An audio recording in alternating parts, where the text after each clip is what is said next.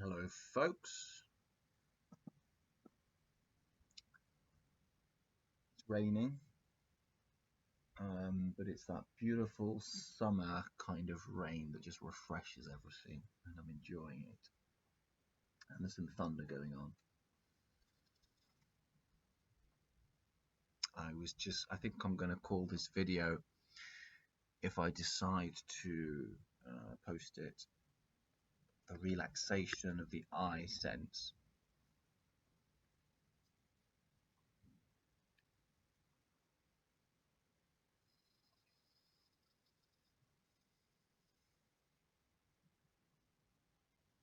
So what's really cool here is that there has been what seem what it seems could be appropriate to call the relaxation of the sense of I, a sense of I as being the dominant, organizing, controlling force in reality.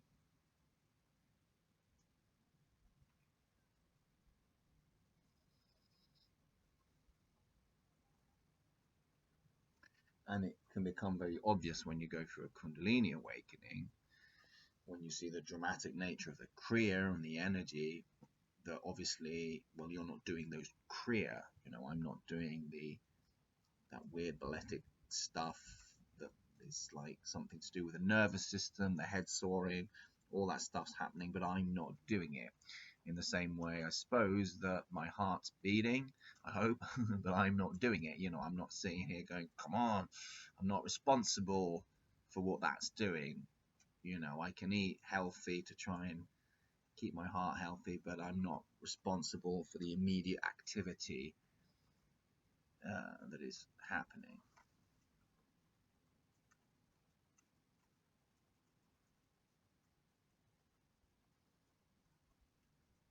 So it's just really funny how we have this sense of self, um, that is reinforced by contemporary culture very strongly at the moment. But it just seems to be there. And a lot of spirituality seems to be about getting a magnifying glass and going, is it there though? Where is it? How does it operate? Who am I? All that stuff. Where is the I?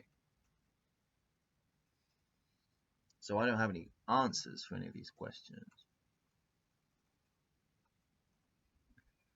But what can happen demonstrably is that that sense of I can just kind of loosen, and the way it feels, it's like it's whatever it is, it's gripping the body in a tight fist, clench energetically, and it feels the me feels very here, very real, very important,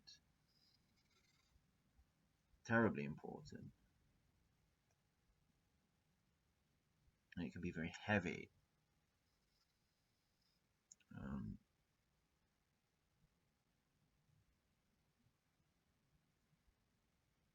but equally bizarre, because the sense of me probably is quite unique and bizarre in nature. Equally bizarre, it can just seem to loosen, dissipate, just kind of become.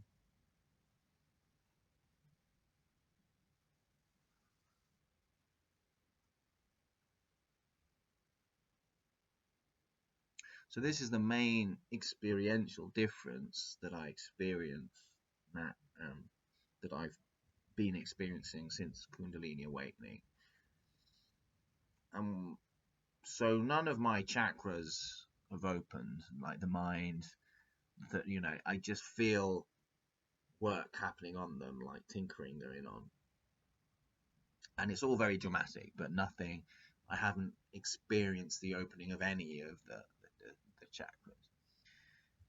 And so it's interesting to note that you can have a loss of that sense of me, or a diminishing of that sense of me, without a chakra popping or anything like that, just organically, I guess. And that is the main.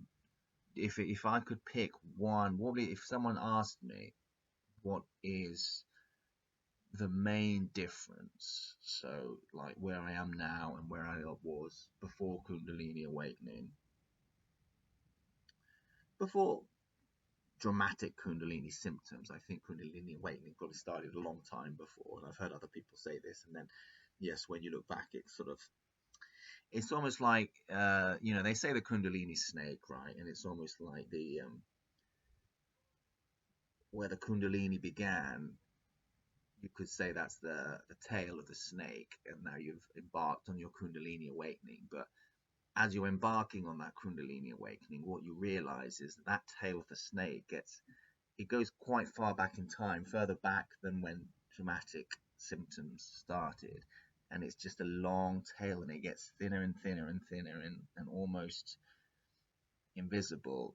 It's a thin tail. And what I mean by that is that you cannot see, like, it becomes obvious that it's not like normal, boom, Kundalini. Like that, if there is a boom, like a big shift, it's because something was leading up to it already. So some momentum was already there, if that makes sense. But talking about those big Kundalini symptoms a couple of years ago, if we acknowledge pre-life and the post-life, like what is the main difference? Because I could talk about a lot of things, how I'm dealing with the mark on my head that comes and goes, the energy in the body, the healing, the insights, all this stuff. All this is stuff that may or may not happen. But the main shift,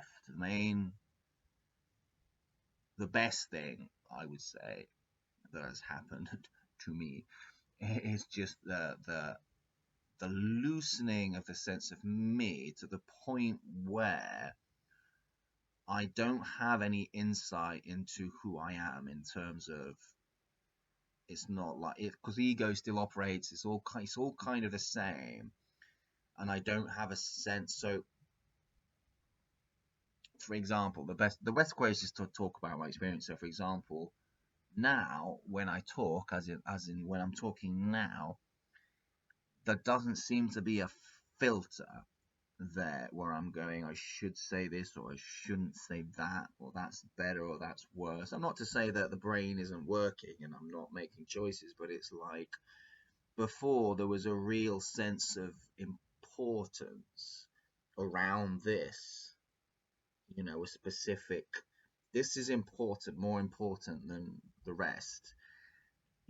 And it's just like, and there was, and that's why this was being clamped down on.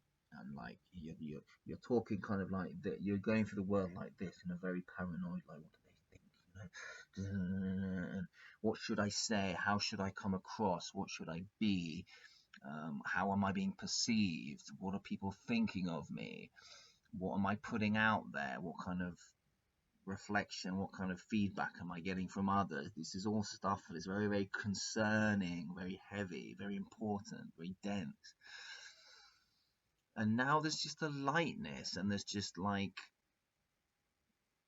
the way it plays out is that words come out of my mouth now without those filters, without those worries. They just come out. And I'm not good at filtering them, or and so, in one sense, that can seem quite daunting, because God knows what I'm going to say, what I'm going to do, where I'm going to go. Everything's become much more spontaneous because I'm not clamping down on it. I'm not controlling. So I'm not trying to control so much what the body and the mind and the voice is saying. So it just feels like it's happening very organically of its own accord, and it's a relief. It's a real relief just to go, oh, just whatever comes out, blah, blah, blah, blah, blah, blah, that came out, fine. There's this sense of responsibility, like I don't know where it's coming from, because before it was very much like I did that, I said that, why did I say that? Oh, this fucking I, if I can get this I to be good, to be better, to be healthy, and it's like, was now it's just like I don't even know who said it, and I don't know where it's coming from. And so there is a relief in that, and that relief is amplified by the fact that people around me actually respond very well to whatever's coming out of this mouth, and how this body is being, and how this how the physiology is expressing, and the peace that's here, and the just kind of sense of there being less attachment to outcome and that kind of thing. People respond very well to me, so the sort of so the world that I inhabit is reflecting back to me very positively.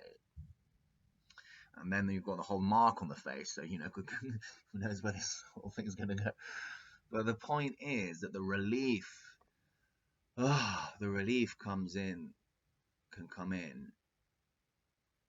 Um, it can just come in at any time.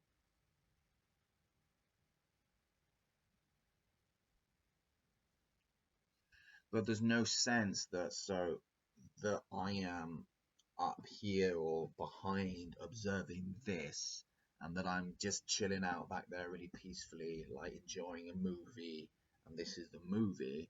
I don't have that sense at all. I don't know what's back there, or what consciousness is, or if there's like a higher self. I just know that whatever the little self is, whatever the ego is, whatever that sense of neediness and control is, that has just loosened. That has loosened to the point where, because it was unmanageable, like I can't do it anymore. It comes from suffering, ultimately. It's a letting go. But that letting go is so much easier if you have faith that you're going to be taken care of, which comes with the Kundalini, obviously, and the head marks, and it makes it easier to let go. It's like, I think I'm going to be okay. I think I'm getting cues that it's fine. It's going to be okay if I relax. I'm not going to die. So the Kundalini is empowering that relaxation and promoting it.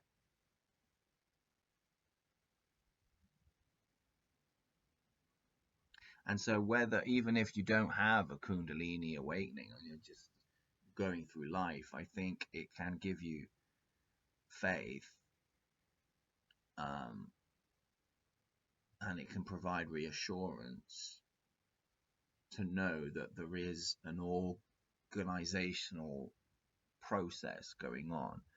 Because if the Kundalini energy is the same thing that's beating your heart, and like it's Shakti, so it's being done with or without your volition, like it's just happening. So you can let go into what's happening. I think is ultimately the way it pans out.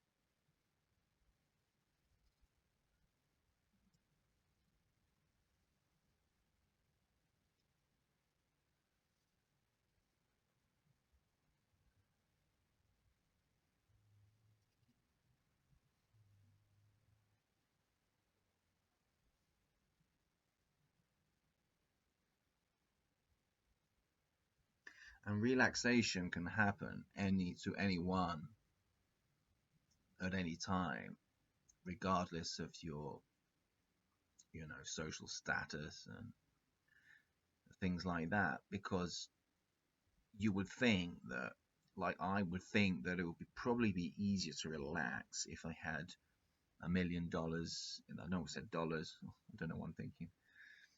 I'm watching too much American TV. £1 million or whatever. Loads of money in the bank. good health, loads of food in the freezer, some weed in a corner, some beers lined up, some hot girls that you can contact whenever. Like I don't know where I'm going with this, but what I'm saying is that, like, if you've got all of those things and you've got that physical security, you would think it would be easier just to relax, you've got everything. Why? But the point is, thing is that there's so many people. I think Jim Carrey is one of these people who just made it. Suddenly had everything he desired, and then he realized he wasn't happy. And how extraordinary is that? To be unhappy, because it's one thing being unhappy in a war zone, completely understandable, completely relatable, but to be unhappy in the midst of luxury, and that, I mean, that makes you think, right? That's just kind of like, Jesus, man, there's something going on here that is, my inner world, my inner well-being is not, just clearly not dependent on what's happening around me, and that itself is a big revelation, because I think for most people, just think that their happiness is depending on what is happening around them, what they've got, what they haven't, and you could, and it's just endless, and if that's the situation, then it never ends, because things are always changing, so it's like you're trying to plant flags in the sand, it's always changing. So yes, there are moments of luxury and in the physical realm and attainment, but nothing lasts, so there's kind of like a benefit in making it, in having that drive, and getting somewhere and fucking making it, to then go sit at the top of that mountain by yourself and go, what, this isn't it though. This isn't it, so yeah, funny.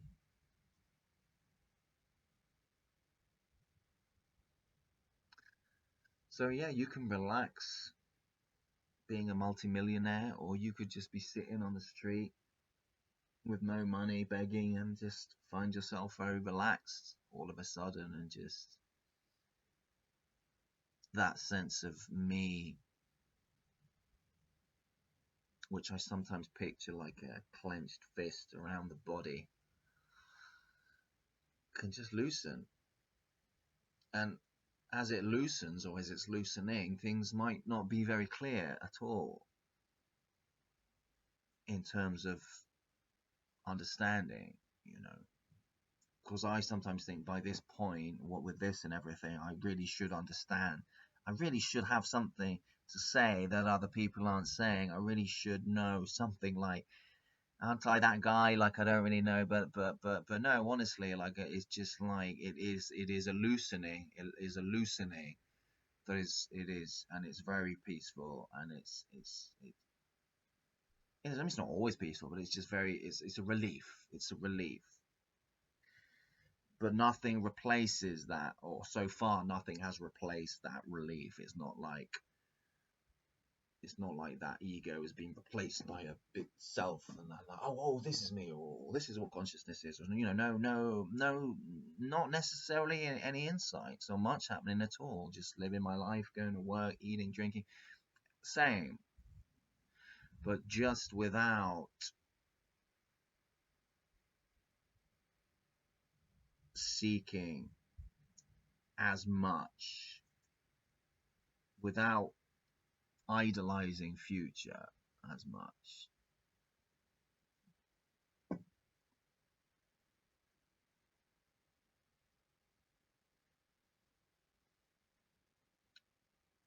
And when you don't idolize future as much,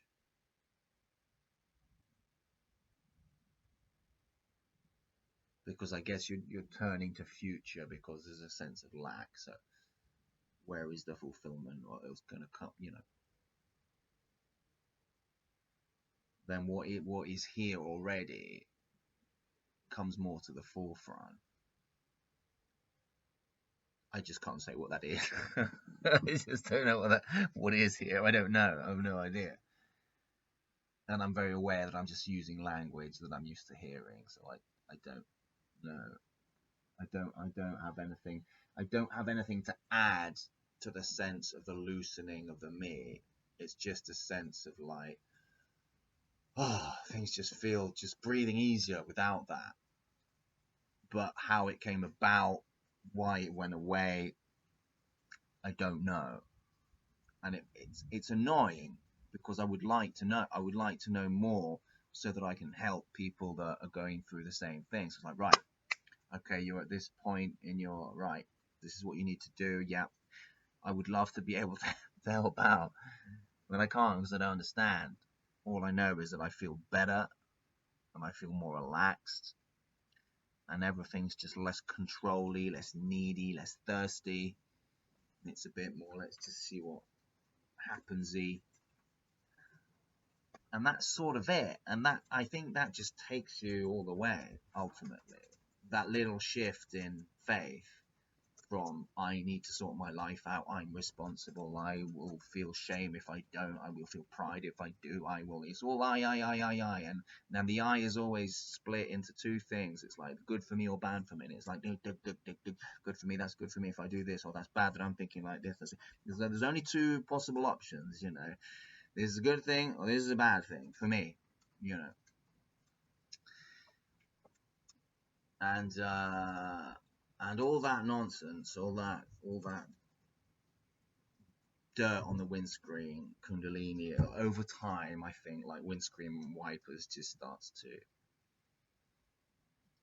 to get rid of. And that is the way that Kundalini feels. It doesn't feel like I'm on a journey towards attaining samadhi. And a lot of yogic history does unfortunately seem like that. Like, and I don't think it's a problem. I think it's fine. I think there's a place for it, but it seems very progressive. You know, step one, step two, step three.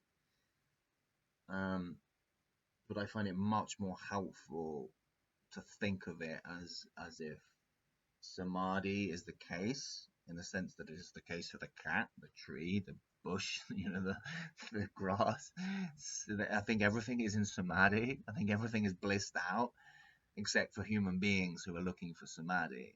You know, until we get tired, you know, until we exhaust that seeking energy, at which point the windscreen wipers can start doing their job, and then it starts to, the dirt that was in the way starts to move away, and that can feel very like a huge relief. And as the dirt starts to go, but like I say, I'm at the point where samadhi's not, the windscreen's not clear at all, but Kundalini is just doing the cleaning, you know. So I'm just allowing it to do its thing.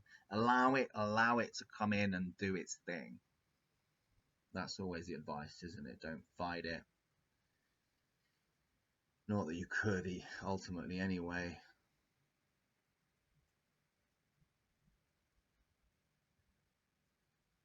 So yeah, I shall leave it at that.